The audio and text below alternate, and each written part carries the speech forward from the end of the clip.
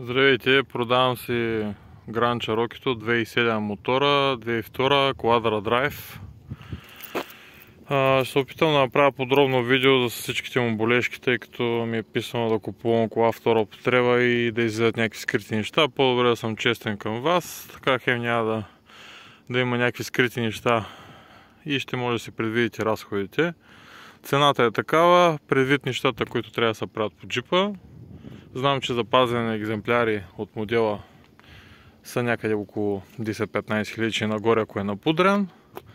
Джипа е купуван с цел Overland, но така и не се стигна до него. За сметка на това обаче паднаха лакове и така нататък, се загуби малко от чара. Ползвани основно за асфалт и тук там е нещо от порядъка на такива черни пътчета, за ходене на гъби и така нататък. Тежък офроуд в моите ръце, имам го от 2018-2019, трябва да видя точно от кога. Така, да започнем с двигателната част, ако ще направим запалване на джипа. Само ключовете да взема. Има два ключа.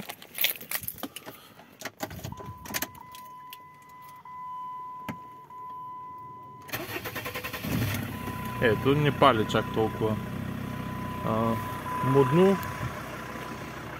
Така.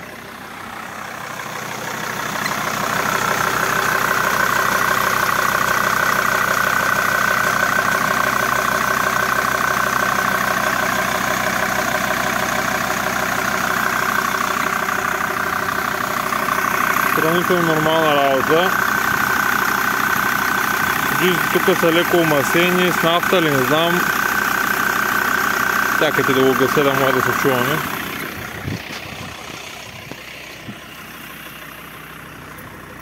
Така.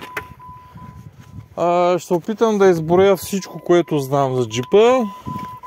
Да, някой ще каже, бахте бараката и т.н., ама знам, че повечето коли на пазара не са в по-добро състояние. Просто, пак ви казвам, искам да съм максимално честен. В един сервис тук ми спухаха чопчето на радиатора. Имаше, и не знам колко в момента е направено с силикон, мърда. Студената температура, когато е много студено, е тук от снатката между пластмасата и алуминия почва да сълзи антифриз. Лятото нямам такъв проблем. Беше почнал да надува леко, мислих си да не е глава и нещо такова, се бях попритеснил. Сменях капачки, но се оказа откъдето тук смучи въздух от радиатора. Така, пета дюза, дифтунка е правена, предишният собственик е рязал ламарина, знаете, или трябва да се свали целият мотор да се направи пета дюза. Тук е рязан ламарина, силиконирана е, заблядах, че тази зима имаше малко капало и вода, демек силикона не си върши своята работа. Компютър на колата е сменян, тъй като оригиналният направи била и няма да споменавам известен майстор, не можа да го направи, това е друг мотор. Окабеляването е правено един път от предишния собственик, тъй като знаете, че от Мерцедес от тези години имат проблем с изолацията, тъй като е така да бъде биоразградима. Съответно някъде в момента също имам някакъв проблем.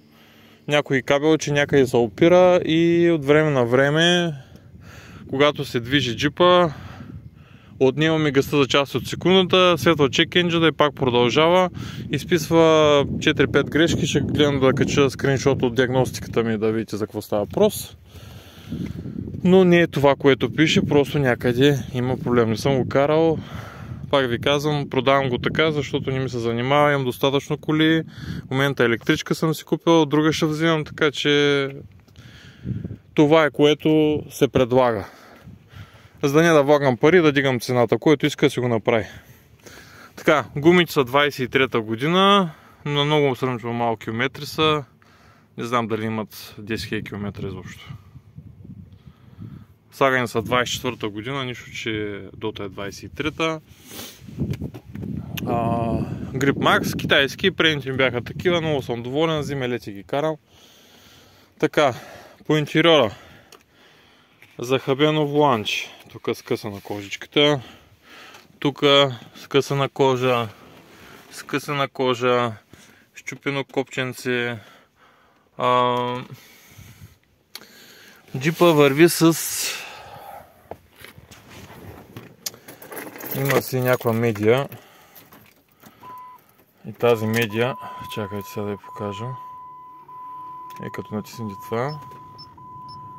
Климатика се работи. Няма спомени дали някоя от клапите правеше била зимата. Лятото няма проблема, зимата не знам да ни духаше студено тази част. Знаете, че това си е слабо място. Изгорели пиксели на задната камера. Има си ауксче. Може да се вържи. Така, с работа на кутията аз нямам проблем, нямам забележки. По интериора. Кората в момента е в това състояние, тъй като се изсипа държача и даже съм наврял едно. Подпрял съм го стъклото да ни пада.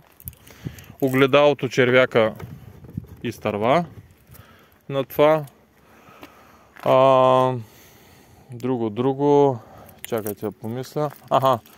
Имам проблем някакъв с предния диференциал. Карам го така, взима го с шум. Като връщам гъста се чува, иначе няма шум. Просто като връщаш гъста се чува едно такова като на лагер.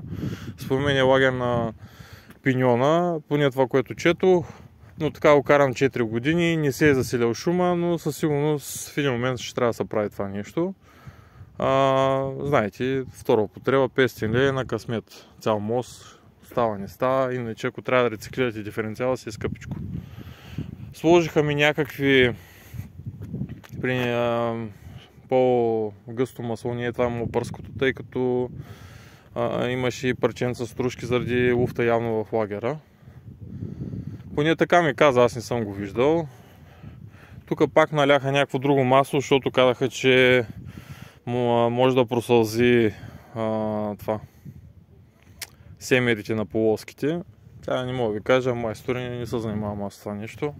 Нямам проблеми с зимата, включват си бокажите. Така, уплътненията на много Grand Cherokee-та, не знаете как е.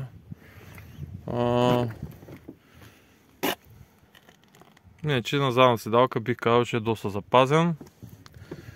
Дръжките, ето. Иначе целият джип има някакви дръскотинки. Той от предния собственик и от мене. Ето е така, нали.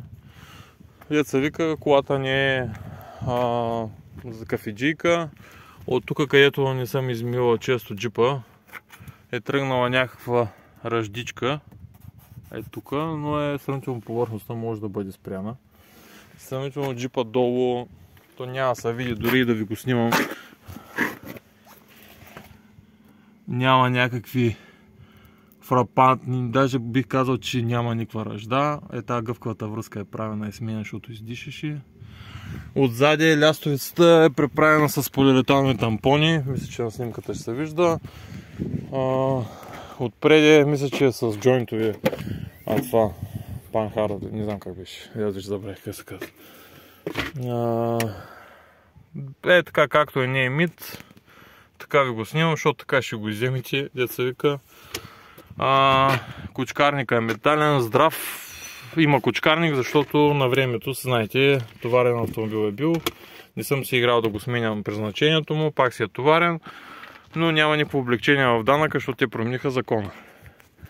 Джипа го давам още с допълнителни задни стопове, тъй като слабо място на тие се бяха стопили гнездата на фасонгите. Взех комплект предни и задни фарови стопове, така че имате още ни стъкла, нали, съответно фасонгите може би ще трябва да се преправят, ако искате нещо да ги ползвате, но стъклото, ако нещо щупите, ви го давам. Фаровите, които ще получите, са в доста по-добро състояние, не са толкова матирани и полирани, здрави са. Акумулатора е 23-та година, варта, края на 23-та година. Ред е на обслужване на масло, нарочно го сменям, защото само ще дам ни пари и новия собственик пак търне, че ще си го смени. Не знаете, като купувате кола втора употреба, по-добре вие си го смените. Карам го с Равенол, много съм доволен.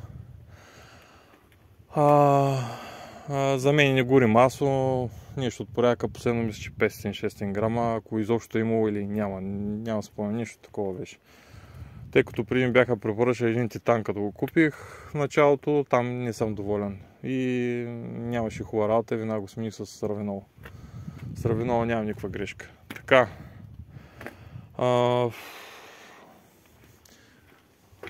Баровите имат някакъв луфт, лака на тавана виждате в какво състояние, предния капак, но според мен хора, които ще го вземат за разходки и за лов или каквото решите, карате сравнително доста луксозен джип с проходимост като ласка, защото той е на цели мостови, на дълго, знаете, клати си доста. Но за тия пари, които го продавам, деца вика Голф 4 може си вземите. Витарите вече скочиха тавана и те, всичко е гнилоче там. Тъй, че ви си преценете, нали, дали желаете да си закупите такъв джип с такива забележки, да си го направите както ви си го харесвате. Може да му бъдете една боя Раптор. Това си е вече ваш избор. Джипа от Италия, така че няма ръжди, както ви казах. Това нещо се получи от мене, тъй като нямам навика много да го мия и нахвърля тук, като и си е слабо място. Но аз не го карам офроуд и затова искам да кажа, че не го мия. В момента гумите са такива, защото от последния сняг, кишата, аз живея на село, сещате се. Така, нещо друго фрапантно. Пак ви казах, от големите проблеми са предния диференциал, този шум, който се чува. Така го карам вече над 4 години. Тази грешка с кабелите, които се получава при отнемане на гъста, може да изобщо не го поправи, може да го направи 5 пъти, 10 пъти, 1 път. Не знам как го прави. Нито е каран на електричар някъде да търси проблема. Така си стои. Друго. Радиатора ви казах. Има сега някакво капане на масло, може би ще видя за какво става. Просто от маркучан хидравликата и той леко един такъв просмука по целия. В общи линии, ако налеете още ни 2-3 хиляди, бих казал, че джипа ще стане топ. Но и за хора, които... Ето тук даже капна капка, дето ви казах. Но той джипа ще бъде... Ако не го вземе някой до тогава, ще видя точно за какво става въпрос. Но така е. За джипа, при да стигне цена от 10 000 лева, може да си го направите както си искате, но пак ви казвам, с много малко вложение джипа може да си го експлоатирате и така, ако не сте претенциозни от към външен вид, като лак, има леки следи от градушка, много лекички, все пак ламарията е сравнително твърда. И така. Не знам дали някой така си е продавал джипа по този начин или каквато и да е кола. Просто ви казвам да не си губим взаимно времето, да кажете ма какво е то и ся, ма какво е що. Цената е такава, защото гордо съм си направил сметката. Не гордо, направил съм си сметката. Не ми е спешен, пак ви казах, имам достатъчно коли, просто за по-малко тази сума, който иска да си ги купува. 3.1-то, виждате какви пари варите, варят на 6000 лева вече. Това е 2.7 на Mercedes мотора, може би един от най-здравите комарели. И така. Надявам се, който има интерес към джипа, да си е направил сметката и да ми звънят, деца вика, сериозни клиенти. Да не си губим взаимно времето. Всичко хубаво и Господ здраве да ви дава. Чао, чао.